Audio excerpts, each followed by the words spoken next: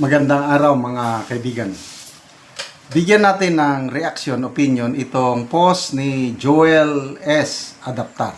Title, Korte Suprema, planong paimbestigahan ng ombudsman baka may under the table na nangyari.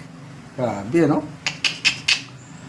Naglabas ng matapang at direktang pahayag si Ombudsman Boying Rimulya kaugnay sa desisyon ng Supreme Court na ideklara ang impeachment case laban kay Sara Duterte bilang unconstitutional. By the way, I'm not sure kung totoong pahayag ito ni Boying Rimulya.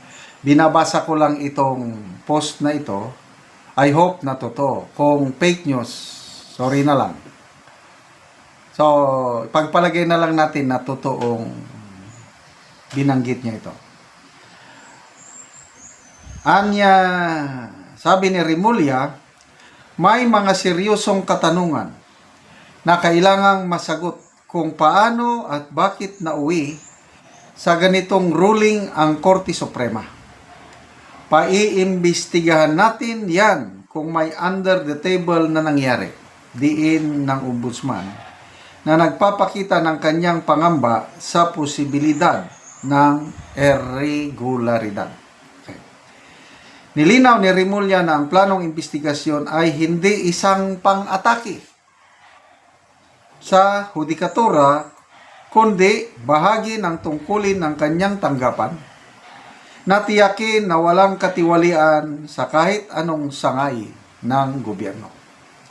Ayon sa kanya, kapag may aligasyon ng bahid ng anomalya, obligasyon ng ombudsman na magsiyasat kahit pa ang nasasangkot ay kabilang sa pinakamataas na antas ng pamahalaan. Wow naman! Ang galing! So, well, trabaho nga ng ombudsman ang mag-imbestiga sa mga hinihinala na may bahid ng katiwalian. Trabaho niya yan. Di sige, imbestigahan niya ang Supreme Court Justices. Hindi ba ito pag-atake sa judiciary? Sabi niya, hindi. Kaya lang, the fact na pinaghinalaan mo na yung 15 justices baka na under the table. Hindi ba, ito tanong ko lang hindi ba, ano na yun? You are casting doubt on the integrity of the 15 Supreme Court Justices? Anyway,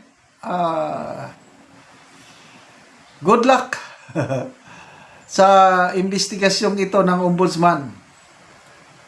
Ang dami niya nang iniimbestigahan, pati Supreme Court Justices, iimbestigahan pa.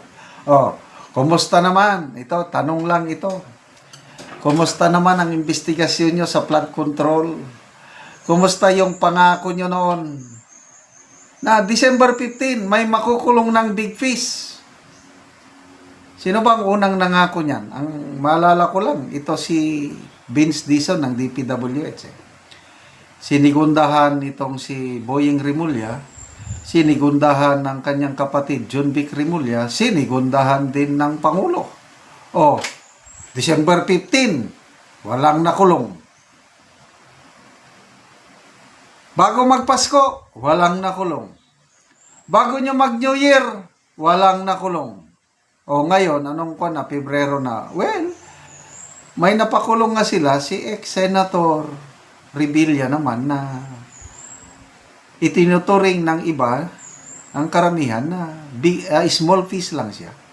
Hindi siya yung So, ito sana ang pagtuunan ng pansin ng ombudsman dahil klaro ang panluloko nila sa taong bayan. Bilyones o trilyones pa ang nilustay nila. Nasaan na ang investigasyon? Bakit pag initan pa nila, although ulitin ko, trabaho niya talaga yun. Kaya lang ako, bilang isang citizen, nagtataka lang ako. Opinion ko lang ito. Mataas ang respeto ko sa 15 Supreme Court Justices.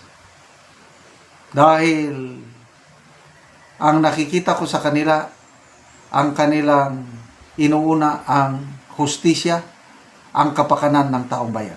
Kaya tignan nyo yung desisyon nila sa itong desisyon sa PhilHealth. Pinabalik nila. Unconstitutional yan. Oh. Dito kay BP Sara, naniniwala ko na wala silang pinapaboran. Hindi sila pro Duterte, pro Marcos, wala.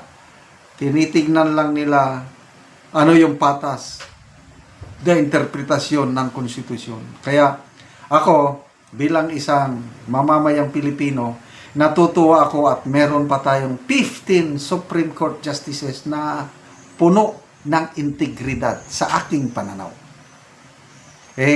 Kung ang pananaw ng ombudsman, baka may under the table, di, pagbigyan natin. Imbestigahan. Sige, simulan ninyo. Imbestigahan. Total, trabaho nga niya naman niya. Kaya lang, pag imbestigahan niya, hanggang imbestigasyon lang. Dahil walang kapangyarihan ang ombudsman na kasuhan ang mga impeachable officials kagaya ng mga Supreme Court Justices. Maliban lang kung matotoo yung may mga nagbabala kasi na pwedeng kasuhan ang mga Supreme Court Justices. Pwede silang i-impeach. Yes, alam nila yan. Impeachable official sila. Kaya lang, magdesisyon sila according to their conscience kung ano yung alam nilang tamang interpretasyon sa konstitusyon. Isa lang ang interpreter ng konstitusyon na nakalagay sa konstitusyon. Sila lang, yung 15 lang. Hindi yung mga retired na Supreme Court Justices. Kasi ang ating magaling na Senate President, ang isinasite niya palagi, yung mga opinion ng mga nag-retire na, wala na yun, retired na yun. Ang counted ngayon, ang masusunod, yung husga ng nakaupong 15 Supreme Court Justices. Kaya, sana, igalang, respetuhin na lang ang desisyon ng Supreme Court Justices. Salamat mga kaibigan sa inyong pagsubaybay sa ating channel. Nakakatulong kayo ng malaki sa tribong Talanding ng Bukidnon dahil ang income natin sa channel na ito is pantulong sa tribo. Namimigay tayo ng libreng yero at pako para makapagpatayo sila ng mas maayos na tirahan. Panoorin nyo ang video na ito. Salamat sa Ginoo kay nakatulong. Salamat kayo sa Ginoo. O si Lolo ang mataganog yero nga magatop siyang balay. Kay nakatulong ko. So mo ni ang balay ni Lolo. So mga busok na gyud yang abuan ni Lolo. So matod ni ang kuan nga tuluan na giapit-apit ng mga yero. So makita nimo. Kung muulan tuluan na gid kay sila kay apit-apit ng yero. So atong makita karon kay niya tagaan man sila yero, magatop sila karon. So mo nilang ilang atupan. Na ilang tulgananan kay ulanan na sila kung mag kuan sila kung mabasa sila ulan kung mag-ulan. Mo ni ang ilang atupan nga ilang balay. Saan pa sabok? Sige nato si Lolo o si Lola sila pag-atop sila balay. So managid og atop ang managid Lola o Lolo ang ilang balay. So kita gid nimo ba nga nindot na kayo kay na humanagid og taod ang yero. Inulubog na. Ug karon atong pangutan-on karon si nanay ug tatay nga nahuman naman gid ang ilang atop nga yero. So unsa inyong masulti tatay ug nanay nga nahuman na gid mo og atop sa inyong balay? Salamat sa Ginoo nga natabangan kami. Ulanan. Oo. So pila na imong edad tay? 63. Si nanay. 66.